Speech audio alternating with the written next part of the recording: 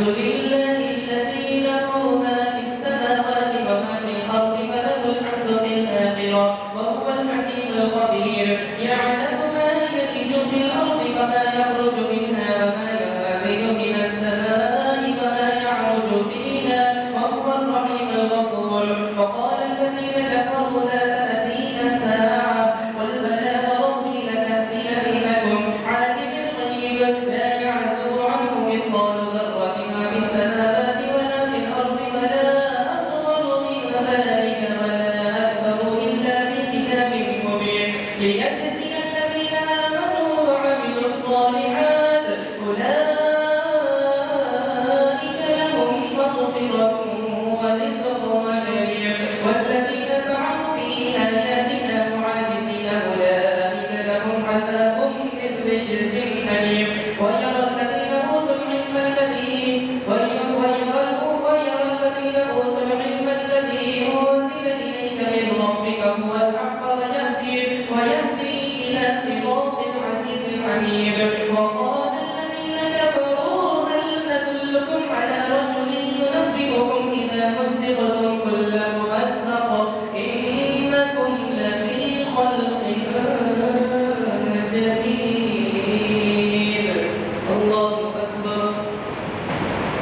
الحمد لله رب العالمين الرحمن الرحيم مالك يوم الدين إياك نعبد وإياك نستعين اهدنا الصراط المستقيم صراط الذين أنعمت عليهم غير المغضوب عليهم ولا الضالين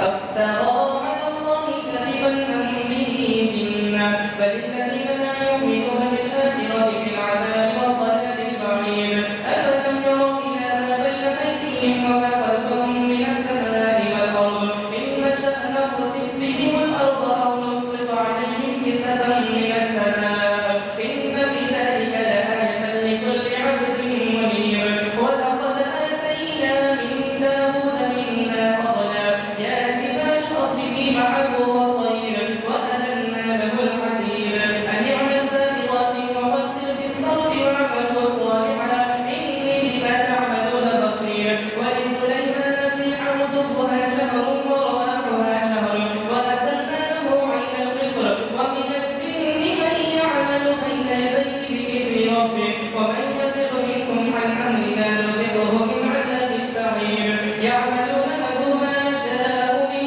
محاريب وتماثيل وجفان كالجواب وقدور الراسيات اعملوا آل داود شكرا وقليل من عبادي الشكور فلما قضينا عليه الموت ما دلهم على موته إلا دابة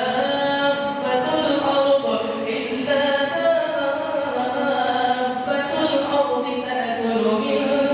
سألها فلما قر تبينت الجن أن لو كانوا يعلمون الغيب ما لبثوا في العذاب المهين لقد كان لسبع في مسكنهم آية جنتان